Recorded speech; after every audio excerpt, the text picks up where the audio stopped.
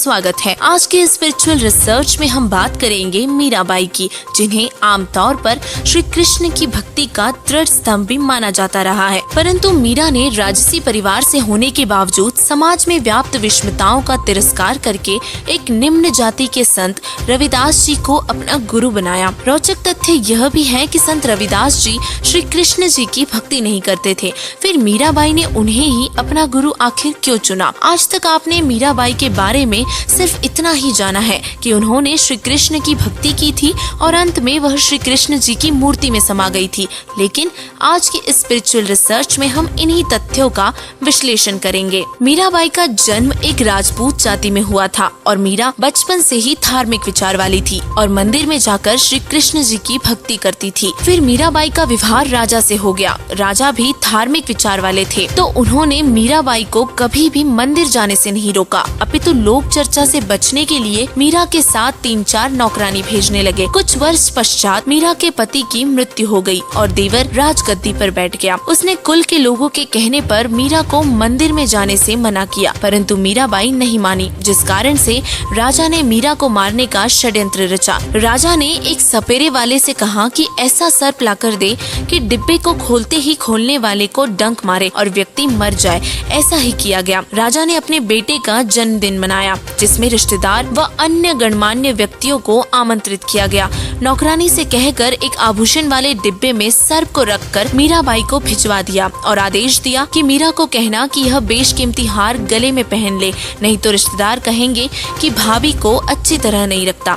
मीरा के लिए तो वह हार मिट्टी के बराबर था, लेकिन मीरा ने सोचा कि यदि मैं हार नहीं पहनूंगी तो व्यर्थ का झगड़ा होगा। यह सोचकर नौकरानी के सामने ही उस डिब्बे को खोला और उसमें से हीरे मोतियों का बना हुआ वास्तविक हार निकला। राजा का उद्देश्य था कि आज सर्प डंक से मीरा की मृत्यु हो जाएगी तो सबको विश्वास हो जाएगा कि राजा का कोई हाथ नहीं है, लेकिन राजा की यह योजना विफल रही। फिर राजा ने सोचा कि अब की बार मीरा को विष मैं पिलाऊंगा, अपने सामने, नहीं पिएगी तो सिर काट दूंगा, और एक सपेरे से कहा कि ऐसा भयंकर विष ला दे कि जिसे जीभ पर रखते ही व्यक्ति मर जाए।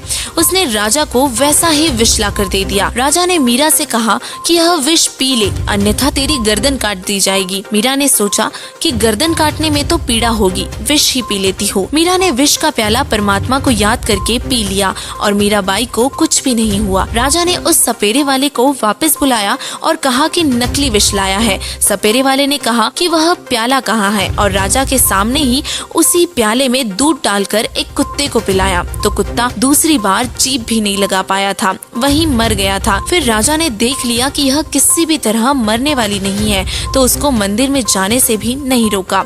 जिन श्री कृष्ण जी के मंदिर में मीराबाई पूजा करने जाती थी, उसी मार्ग में एक छोटा सा बगीचा था और उसी बगीचे में परमेश्वर कबीर जी तथा संत रविदास जी सत्संग कर रहे थे। मीराबाई ने देखा कि यहाँ पर परमात्मा की चर्चा या कथा चल रही है। कुछ देर सुनकर चलते हैं। परमेश्वर कबीर जी ने संक्षिप्त में सृष्टि रचना का ज्ञान सुनाया और कहा कि श्री कृष्ण जी यानी कि श्री विष्णु जी से भी ऊपर अन्य सर्वशक्तिमान परमात्मा है।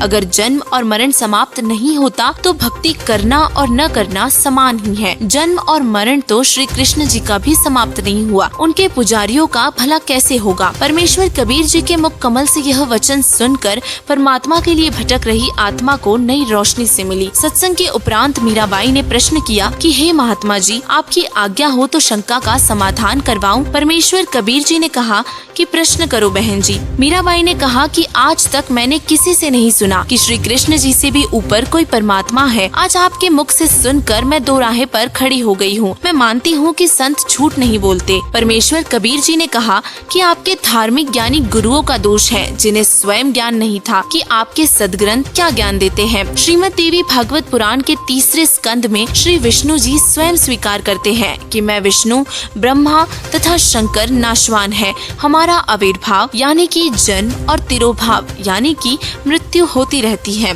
हम अविनाशी नहीं है। मीराबाई बोली, हे महाराज जी, भगवान श्री कृष्ण जी मुझे साक्षात दर्शन देते हैं, मैं उनसे संवाद करती हूँ। परमेश्वर कबीर जी ने कहा कि मीराबाई, आप एक काम करो, भगवान श्री कृष्ण जी से ही पूछ लेना कि आपसे ऊपर भी कोई मालिक है, वह देवता है, कभी झूठ नहीं बोलेंगे। रात्रि में मीराबाई ने भगवान श्री कृष्ण जी का आह्वान किया। त्रिलोकीनाथ प्रकट हुए। मीराबाई ने अपनी शंका का समाधान के लिए निवेदन किया कि हे प्रभु, क्या आपसे ऊपर भी कोई परमात्मा है? श्री कृष्ण जी ने कहा कि मीरा, परमात्मा तो है, परंतु वह किसी को दर्शन नहीं देते। हमने बहुत समाधि व साधना करके देख ली। मीराबाई ने सत्संग में परमात्मा कबीर जी से सुना था कि उस पूर्ण परमात्मा का मैं प्रत्यक्ष दर्शन करवाऊंगा, सत्य साधना करके उसके पास सतलोक में भेज दूंगा। मीराबाई ने श्री कृष्ण जी से फिर प्रश्न किया, क्या आप जीव का जन्म और मरण समाप्त कर सकते हो? श्री कृष्ण जी ने कहा कि असंभव है, लेकिन परमेश्वर कबीर जी ने कहा था कि मेरे पास ऐसा भक्ति मंत्र है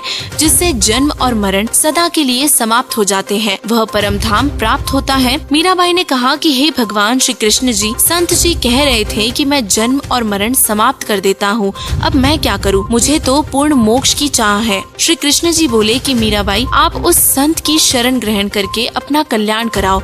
मुझे जितना ज्ञान था वह बता दिया। अगले दिन मीराबाई मंदिर नहीं जाकर सीधे संत जी के पास गई और श्री कृष्ण जी के साथ हुई वार्ता परमेश्वर कबीर जी के साथ साझा की और परमेश्वर कबीर जी से दीक्षा लेने की इच्छा व्यक्त की। उस समय छुआछात चरम पर थी। ठाकुर लोग अपने को सर्वोत्तम मानते थे और मीराबाई की परीक्षा के लिए परमात्मा ने संत रविदास जी की ओर इशारा करते हुए कहा कि वहाँ बैठे संत जी, उनसे जाकर दीक्षा ले। मीरा जी तुरंत रविदास जी के पास जाकर बोली, संत जी, दीक्षा देकर कल्याण करो। गुरु संत रविदास जी ने बताया कि बहन जी, मैं चमार जाति से हूँ और आप ठाकुरों की बेटी हो। आपके समाज के लोग आपको बुरा भला कहेंगे, आप विचार करें। मीरा ने कहा कि कल को कुतिया बनूंगी तब यह ठाकुर समाज मेरा क्या बचाव करेगा? आप जी दीक्षा देकर मेरा कल्याण करो। मीराबाई का परमात्मा के प्रति समर्पित भाव देखकर परमेश्वर कबीर जी ने संत रविदास जी के माध्यम से मीराबाई को प्रथम मंत्र केवल 5 नाम दिए। मीराबाई पहले तो दिन में ही घर से बाहर जाती थी, फिर रात्रि में भी सत्संग में जाने लगी, क्योंकि सत्संग दिन में कम और रात्रि में अधिक होता था। और यह सब देखकर राणा और जल भुन गया और मीरा को समझाने के लिए उनकी माता जी को बुलाया, लेकिन मीराबाई ने तब भी सत्संग में जाना बंद नहीं किया। कुछ वर्षों के बाद अपने देवर के अत्याचारों से परेशान होकर मीराबाई घर त्याग कर वृंदावन में चली गई। वहाँ कबीर परमात्मा जी एक साधु के वेश में गए। ज्ञान चर्चा हुई, तब मीराबाई को ज्ञान हुआ कि अभी आगे की पढ़ाई शेष है, यानी कि केवल प्रथम मंत्र के जाप से मोक्ष नहीं होगा। कबीर परमात्मा ने मीराबाई को सतनाम की दीक्षा दी और मीराबाई को वही रूप दिखाया जिस रूप में संत रविदास जी के साथ सत्संग में मिले थे। मीराबाई जब घर त्याग कर चली गई तो उस क्षेत्र में अकाल मृत्यु, काल की मार शुरू हो गई। ज्योतिषियों ने बताया कि आपकी नगरी से संत रुष्ट होकर गया है, जिस कारण से यह उपद्रव हो रहा है। समाधान बताया कि संत जीवित मिल जाए तो वापस मनाकर प्रसन्न करके लाया जाए तो आशीर्वाद देकर सब ठीक कर सकता है। राणा को पता चला कि मीरा संत थी। मीरा को लाने के लिए मीरा के 2 सिपाही, जो कि मीरा के साथ छाया की तरह रहते थे, दोनों मीराबाई की खोज में निकले। पता लगा कि बहुत सारे संत वृंदावन में रहते हैं और वहीं पर मीराबाई भी मिल गई थी। मीरा से लौटने की प्रार्थना की और बताया कि राजा के राज्य में उपद्रव हो रहे हैं और ब्राह्मणों ने बताया है कि मीरा वापस आएगी तो सब ठीक होगा। और राणा ने कहा है कि आगे से मीरा को कोई कष्ट नहीं दूंगा। मीरा ने कहा कि भाई अब नहीं जाऊंगी। उन 2 सिपाहियों ने कहा कि यदि आप नहीं चलोगे तो हम प्रतिज्ञा करके आए हैं कि यदि मीरा जीवित मिल गई तो हम उसे अवश्य लेकर आएंगे। मीरा बोली कि यदि मैं संसार छोड़कर चली गई होती तब भी तो आप लौट जाते। सिपाहियों ने कहा कि फिर तो लौटना ही था और उसी समय मीरा ने एक तार वाला यंत्र उठाया और परमात्मा की स्तुति करने लगी। आंखों में प्रेम के आंसू बहने लगे और उसी समय एक मूर्ति में समा गई। लेकिन मीरा के इतने त्याग और समर्पण के बावजूद भी मीराबाई का जन्म और मरण का दीर्घ रोग समाप्त नहीं हुआ। केवल परमेश्वर कबीर जी की सत्य साधना 3 बार दीक्षा वाले अधिकारी से लेकर करने से ही जन्म और मरण सदा के लिए समाप्त हो सकते हैं। और वर्तमान में संत रामपाल जी महाराज जी के अतिरिक्त विश्व में किसी के भी पास 3 बार की दीक्षा देने का अधिकार नहीं है। दीक्षा लेकर जो मर्यादा में रहकर आजीवन भक्ति करेंगे तो मोक्ष में कोई शंका नहीं है। और इसीलिए आपसे निवेदन है कि आप भी संत रामपाल जी महाराज जी को पहचानो और उनके द्वारा बताई गई भक्ति साधना करके अपना मोक्ष करवाओ। धन्यवाद।